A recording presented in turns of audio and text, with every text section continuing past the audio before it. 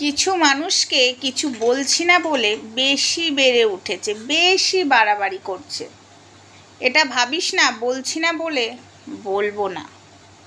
অন্যায় যে করে আর অন্যায় যে সয়, দুজনেই সমান দোষে দোষী। তাই অন্যায়ের বিরুদ্ধে আমি প্রতিবাদ করছি, অন্যায়টাকে সাপোর্ট করছি না। তাই বলে এই নয় যা না তাই বলে কথা বলবি, ঠিক আছে? বুঝেছিস? কিছু বলছি না বলে পেয়ে বসেছিস, তাই না?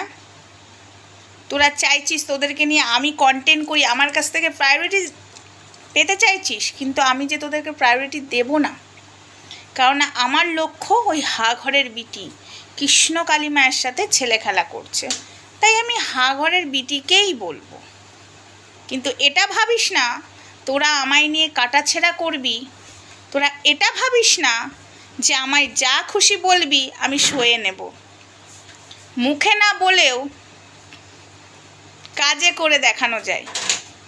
একটা জিনিস জানিস তো, আমি যতদূর জানি, কেউ যদি চেঁচায়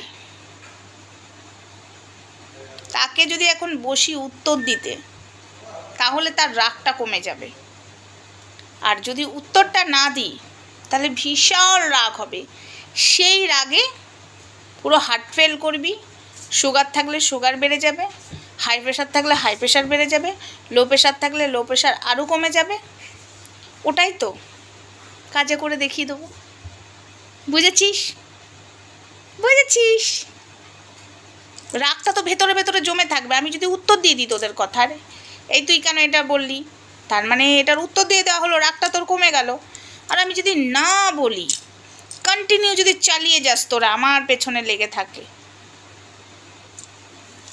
তাহলে তো প্রচণ্ড রাগ মাথার উপরে চড়ে উঠবে। ওটাই তো তোদেরকে আমার জবাব দেওয়া হবে। বুঝেছিস? কুত্তা ভোকে হাজার, হাতি চালে বাজার।